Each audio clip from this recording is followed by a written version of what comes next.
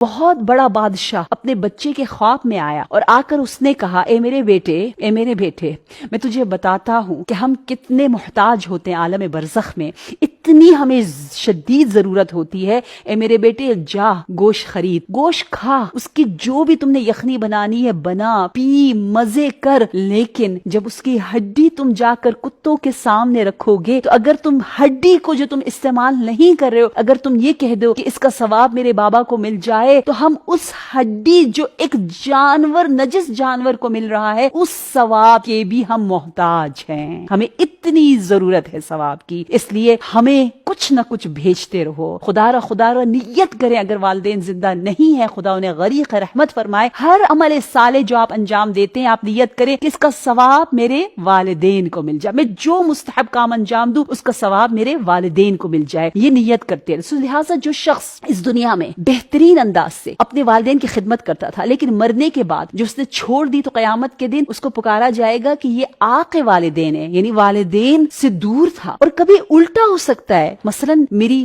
بہت بری عادت تھی، میں نے اپنے والدین کو بہت دکھ دیا، زندگی میں انہیں تنگ کیا، لیکن جب وہ دنیا سے چلے گئے میں اتنا پچھتایا، اتنا ریگریٹ کرتا ہوں کہ ہمیشہ میرے عمل میں اتنی خوبی آ گئی کہ ہر خوبی کو میں نے وقف کر دیا اپنے والدین کے لیے، اور ہمیشہ ان کے لیے قرآن پڑھتا رہوں، صلوات بھیجے، جیسے کسی مرحوم کو یاد کریں، خاص طور پر اس کووڈ-19 کے بعد کتنے لوگ یاد آتے ہیں، جیسے کوئی مائنڈ میں آئے، کلک ہو، کم از کم فل بداہا اسی وقت جو آپ کا کام کر سکتے ہیں وہ یہ ہے کہ آپ فوراً درود بھیج دیں، وہ تقدیر بدل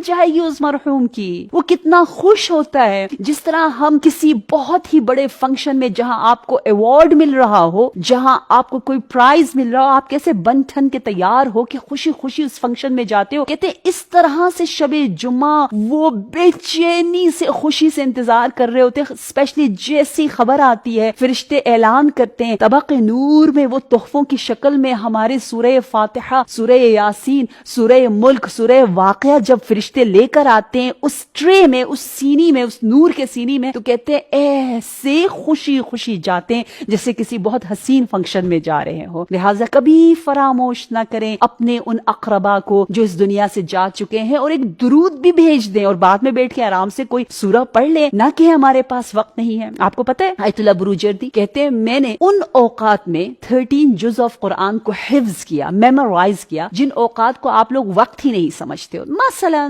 you're just waiting for someone for 2 minutes, that 2 minutes counts a lot for him, بعض دفعہ جیسے کھانا گرم کھانا مکروہ ہے، آپ تھوڑا سا ویٹ کرتے ہو چائے تھوڑی سی ٹھنڈی ہو جائے، so you have that 2 minutes again، us 2 minutes کو آپ اویل کرو، اچیو کرو، اس 2 minutes میں 3 آیتیں پڑھ ڈالو اور ثواب دے دو۔ آپ کو پتا ہے سورہ ملک پڑھنے میں کتنا ٹائم لگتا ہے؟ کتنا ٹائم لگتا ہے؟ 5 منٹ لگتے ہیں، 4 منٹ لگتے ہیں، اور ہمیں توفیق نہیں ملتی ہے پڑھنے کی۔ سورہ یاسین پڑھنے کے لیے 10 منٹ لگتا ہے، اور کیا